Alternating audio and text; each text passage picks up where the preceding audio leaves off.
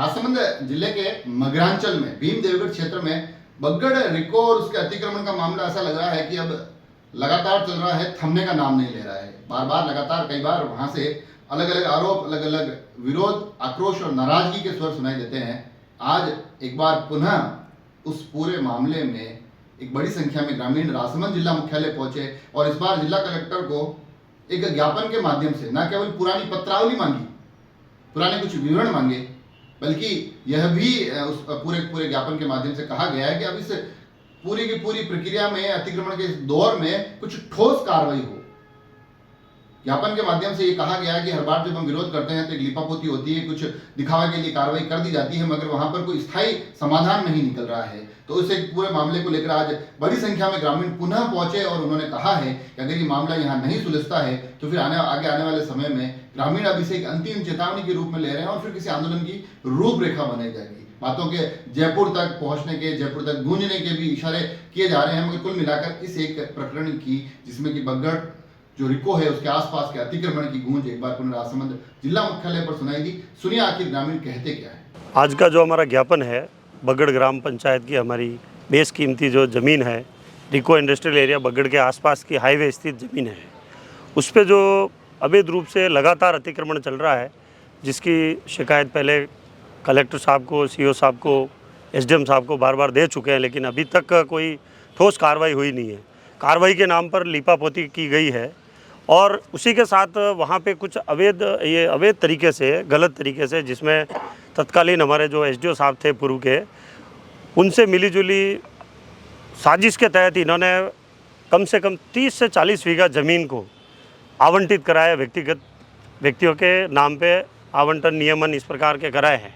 तो उसी से सभी ग्रामवासी, सभी को जब ये पता चला तो सभी को मतलब अपनी इसके लिए बार बार उन्होंने प्रयास किए, परंतु कोई ठोस कार्रवाई नहीं हुई। इसके लिए आज हम अंतिम ये ज्ञापन देने आए हैं कि अगर ये कार्रवाई करते हैं तो ठीक है, नहीं तो फिर ग्रामवासी उग्र आंदोलन करेंगे, धरने पे बैठेंगे, भूख हड़ताल करेंगे। आवंटन जो किया गया है उस आवंटन का उन्होंने कैंप का हवाला दिया कि हमने कैंप में किया। ऐसा कोई कैंप में कोई आवंटन हुआ नहीं है, ये बंद कमरे में किए गए आवंटन है और ऐसे व्यक्तियों को ज़मीनें आवंटन की गई है जिनके पास पहले से पर्याप्त रूप से ज़मीनें हैं और नियमों के विरुद्ध आवंटन किया गया है। उसके सारे ग्रामवासी इसीलिए उसके विरोध में उतरे। हम ये मांग करते हैं कि बगड़ पंचायत में जो महंगी ज़मीनें हैं उस पर नाजायज़ अतिक्रमण हुआ, उसके लिए पहले भी हम आ चुके हैं, लेकिन वहाँ पर अतिक्रमण हटाने के नाम पे सरपंच और सचिव ने मिलकर खाली खाना पूर्ति की है, पूरी तरह से अतिक्रमण हटा नहीं है। बेशकीमती ज़मीन है और हम जिम्मेदार नागरिक है गांव के, तो हमें आज पीड़ा होती है कि हमारे गांव में इतना बड़ा अतिक्रमण हो रहा है। पूंजीवादी को पैसों के हाथ दे रहे, प्लॉट कर रहे हैं और कुल भ्रष्टाचार देखना हो तो भ्रष्टाचार हमारे गाँव में देखिए, इतना भ्रष्टाचार हो चुका है और हो रहा है आगे भी, जिसकी सूझ नहीं हो रही है, जिससे ग्रामीण पूरा आक्रोश में है। हम 5वीं 6ठी बार आ रहे हैं आज, क्योंकि आते हैं वो उनके ऊपर देते हैं, वो खुद मिले हुए हैं उनमें। सचिव जो काम अतिक्रमण हट रहा है, हटने के नाम पर कुछ भी नहीं हुआ। जिले के मालिक है कलेक्टर साहब, इनके पास तो आना ही पड़ता है सर, और आज इनसे हम आशा करते हैं कि हमारे गांव के इतने आए तो आज वो अतिक्रमण जितने जल्दी हो, जितना जल्दी उसका निपटारा हो, जिससे कि ग्रामीणों में शांति हो, ये लगे कि हम सुशासन में जीत रहे हैं। अब ऐसा लग रहा है कि अनुशासन में जीत रहे हैं। जो पूंजीवादी है, जो बलकर्मी है, जो ताकतकर्मी, वो कब्जे करके बैठे हैं। ज़मीन तो 7, 8, 15 बीघा ज़मीन तो ये यहाँ पे है रिको के पास में। इसके अलावा भी काफ़ी धांधली हो चुकी है बगड़ पंचायत में, उसकी पूरी जांच कराई जाए, निष्पक्ष जांच कराई जाए। मांग यही है कि वहाँ पे कई सर्व समाज निवास करता है, वहाँ पे एक छोटी जात भी उधर रहती है, उन लोगों को भी बिल्कुल कहीं ज़मीन दी नहीं है इन्होंने। और इन्होंने जो उनके जो पक्ष वाले, उनके जो टीम के आदमी थे, उनके नाम से इन्होंने उनको ही वहाँ पे बिठाया है और काफ़ी उनके जो संबंधी थे बाहर के, उन लोगों को वहाँ पे अतिक्रमण करवाया है, ठीक है, और वहाँ के निवासी लोगों को किसी को नहीं दिया है। और इन्होंने एक हमारे जो माननीय श्रीमान विकास अधिकारी जी है, जो मोहन सिंह जी उनका नाम है, उन्होंने ये गलत तरीके से ग्राम वासियों के खिलाफ एक पोस्ट करी है।